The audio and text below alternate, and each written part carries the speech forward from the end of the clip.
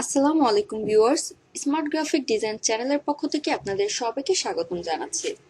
আজকের এই ভিডিওতে আমরা দেখব কিভাবে একটি 3D চেয়ার মডেলিং করব। আমরা আমাদের প্রিভিয়াস ক্লাসগুলোতে 3D ম্যাক্সের বেসিক শেপস এবং কিছু জরুরি টুলস সম্পর্কে জেনেছি।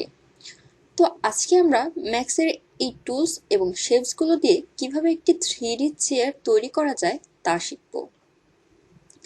যখনই আমরা কোনো 3D সফটওয়্যার, শুধু ম্যাক্সই নয়, যে কোনো 3D সফটওয়্যারে যখন আমরা কোনো 3D মডেলকে তৈরি করব, তখন মডেলিংটা শুরু করার আগে আমাদের ছোট্ট কিছু চিন্তা করে নিতে হয়। সেই চিন্তাটা হচ্ছে, আমরা যেই মডেলটিকে তৈরি করছি, স্ট্যান্ডার্ড প্রিমিটিভসে তার কাছাকাছি কোন শেপসটি আছে। স্ট্যান্ডার্ড প্রিমিটিভসে আমরা দেখতে পাচ্ছি 10টি বেসিক অবজেক্ট আছে। এখান থেকে আমরা সেই অবজেক্টটাকে সিলেক্ট করব যেটা আমাদের মডেলারের কাছাকাছি। চেয়ারের জন্য এখান থেকে বক্সকে সিলেক্ট করতে পারি।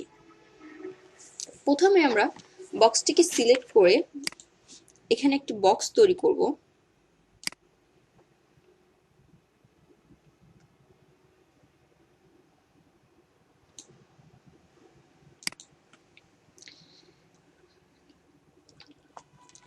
এটা হচ্ছে আমাদের চেয়ারের বসার অবজেক্ট।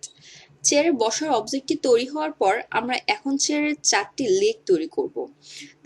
তার জন্য আবারও বক্স সিলেক্ট করে একটি লেগ তৈরি করব।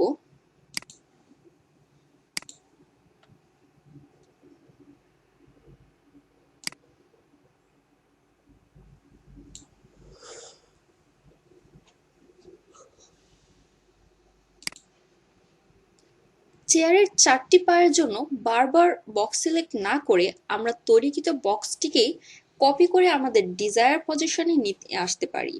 কারণ বারবার বক্স ক্রিয়েট করতে গেলে সবগুলো বক্সের উইথ হাইট মেজারমেন্ট এক নাও হতে পারে। সব ক্ষেত্রে নয়, কিন্তু কিছু কিছু জায়গায় কপি করে কাজ করাই বেটার হয়। কপি করার জন্য আমরা অবজেক্টটিকে সিলেক্ট করব। উপর থেকে মুভ টুল নিয়ে প্রথমে আমরা অবজেক্টটিকে সিলেক্ট করব এবং শিফট ধরে যেই দিকে নিতে চাচ্ছি সেই বরাবর ড্র্যাগ করব এবং কপিতে সিলেক্ট করে ওকে করব। পরের দুটি পায়া তৈরি করার জন্য প্রথম দুইটিকেই সিলেক্ট করতে হবে এবং আবারও শিফট চেপে নিচের দিকে ড্র্যাগ করতে হবে। ডিজায়ার পজিশনে আসার পরে আমরা বক্স দুটিকে ছেড়ে দেব এবং কপিতে দিয়ে ওকে করব। ইনস্ট্যান্স এবং রেফারেন্সের কাজ আমরা পরবর্তীতে দেখব। এখন আমরা চেয়ারের পিছনে হেলান দেওয়ার জন্য যে অবজেক্টটি থাকে সেটা করব। তার জন্য পেছনের পায়া দুটিকে লেফট ভিউ থেকে সিলেক্ট করব এবং শিফট ধরে উপরের দিকে ড্র্যাগ করব।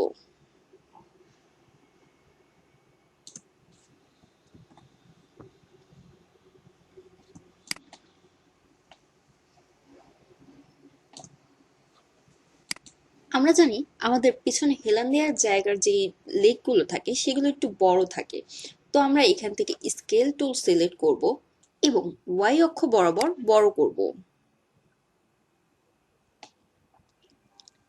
স্কেল টুল দিয়ে আমরা যে কোনো অবজেক্টকে নিজের পছন্দ অনুযায়ী ছোট বড় করতে পারি যে কোনো সাইড থেকে। এখন আমাদের উপরের দিকে হাইট বরাবর প্রয়োজন, তাই আমরা ওয়াই বরাবর নিচ্ছি, ওয়াই অক্ষ বরাবর বড় করে নিচ্ছি এবং ডাব্লিউ প্রেস করে মুভ টুলটা সিলেক্ট করছি এবং অবজেক্টটিকে উপরের দিকে নিয়ে যাচ্ছি। এখন আমাদের এই ফাঁকা জায়গায় যে অবজেক্টটি থাকে সেটা তৈরি করব। তার জন্য আমরা আবারও বক্স সিলেক্ট করছি এবং টপ ভিউ পোর্টে গিয়ে এখান থেকে একটি বক্স ক্রিয়েট করছি।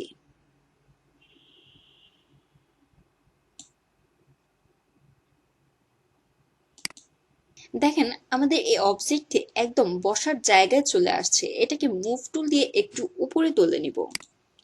সিলেক্ট করে মুভ টুল দিয়ে সিলেক্ট করে এটা একটু উপরের দিকে নিয়ে যাব এবং শিফট ধরে কপি করে নেব।